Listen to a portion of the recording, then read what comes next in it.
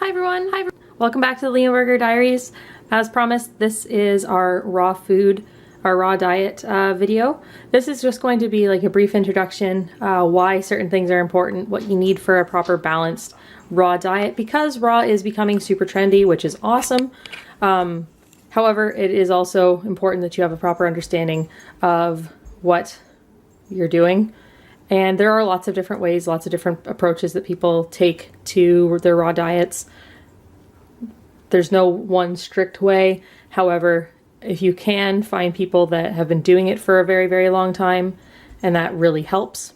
The place that we get our food at is Heron View Raw and Natural in Whitby, Ontario. And they've been doing raw food for like 20 years or more. So it's really, if you go in there and you tell them they're brand new, they will give you sheets like these. I got one of these from Lori today because I told her I was filming this video. And she was like, here, this will make like, that way there's any point you might miss, it's here. So that's great. But yeah, I just wanted to explain everything, go through it. It's like raw food for a layman. It's really intimidating at first, I know.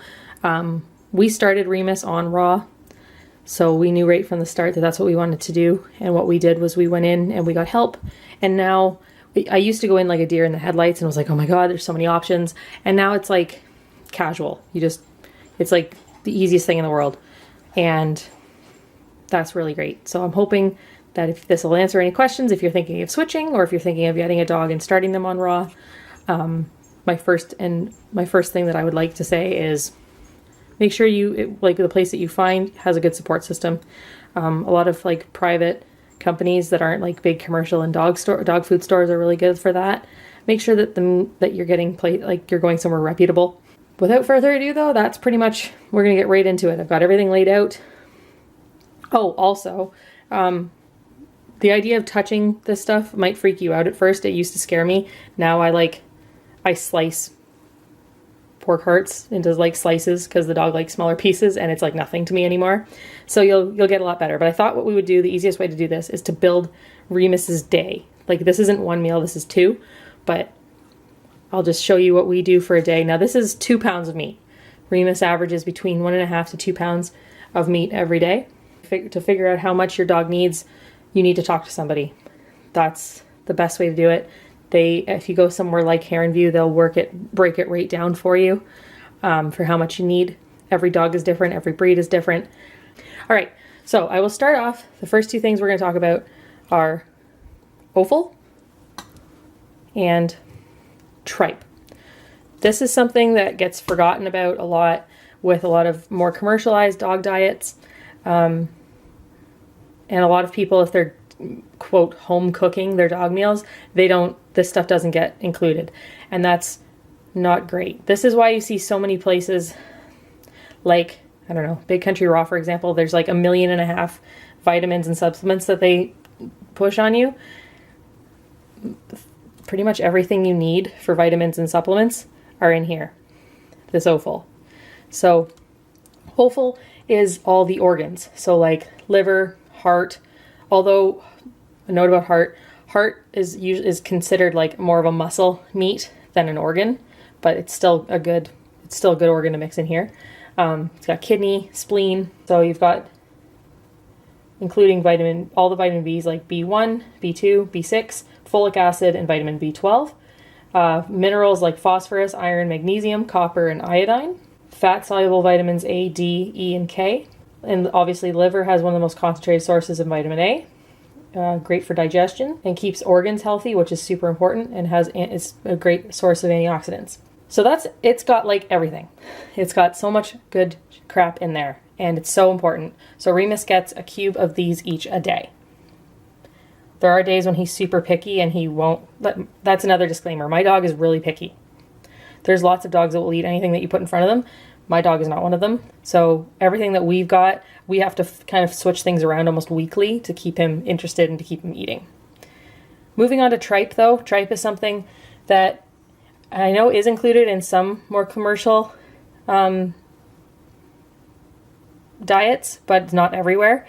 But it's super, super important. Tripe is stomach of stuff like beef, buffalo, bison, lamb. This is beef tripe.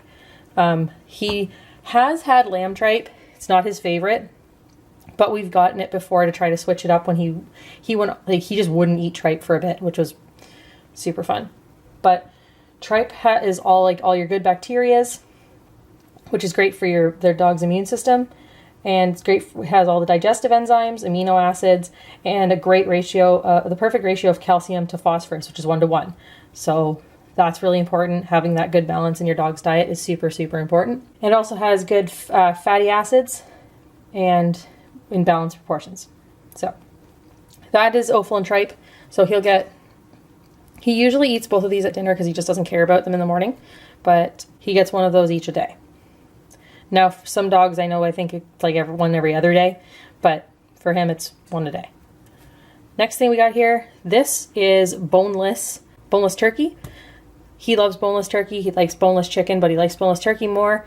Having a good balance between bone in and bone out is super important, because it really, not only is it good for their, like, bone in stuff's great for their teeth, and it's all important for their digestive system.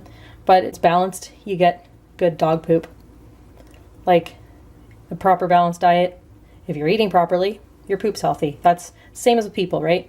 So for this meal, we have a cube of, which is like a 1/4 pound of boneless turkey. And then we have a cube of bone-in pork. Pork is Remus's favorite meat. So we put everything, like, we build his meals around that sometimes. But so this is in cubes, so this is ground versions of both things. However, it's really good for bone-in that you do not just ground up. You want to have actual pieces. So for pieces, for an example, this is a pork tail. So it's a good example of a bone-in piece. It's great for his teeth. It keeps, like, his teeth, raw dogs have beautiful teeth. But yeah, so this is a pork tail. Chicken necks are really great. Remus likes this size. You can get duck necks, turkey necks, goose necks. There's so many options for bone-in things. People use ribs. His favorite bone-in thing is pork brisket. I don't have any of that right now. I'm getting more on Thursday. But that's his favorite because it's actually cartilage and not bone, so you can slice through it, which I really like because Remus likes small pieces of things. And then there are other pieces, rather than just doing always ground up pieces of boneless. There's things like this guy. So this is a pork heart. They come in various sizes. This one, though, is 1/2 pound, so it makes measuring food very easy. I slice these up for him. I used to give them whole, and it just took him forever. But yeah, he loves pork hearts. Turkey hearts are also good. But there's so many, like, there's a zillion options for bone in and bone out. As long as you balance it, that's the important thing. He does eat eggs from time to time, which are good for him, but we keep it pretty much to meat. Everything we need, like, everything you need, as long as this is the one thing that I really wanted to stress and talk about, because I find that this gets forgotten, the offal and the tripe.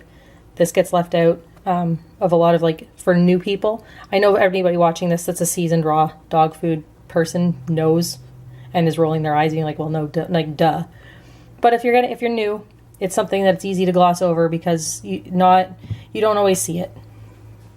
But the options for food, for raw diets, are almost endless. Ideally, you're giving 3 different sources of protein. So we also have beef down in the freezer. So that way this week we've got turkey, pork, chicken, and beef.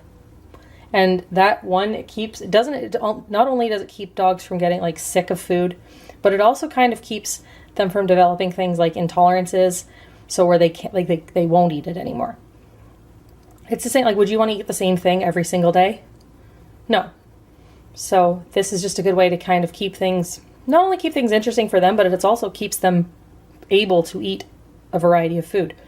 The idea is you're building a strong, healthy dog. That's the idea behind raw food. And that's pretty much it. Basically, that's, like, the gist of raw food.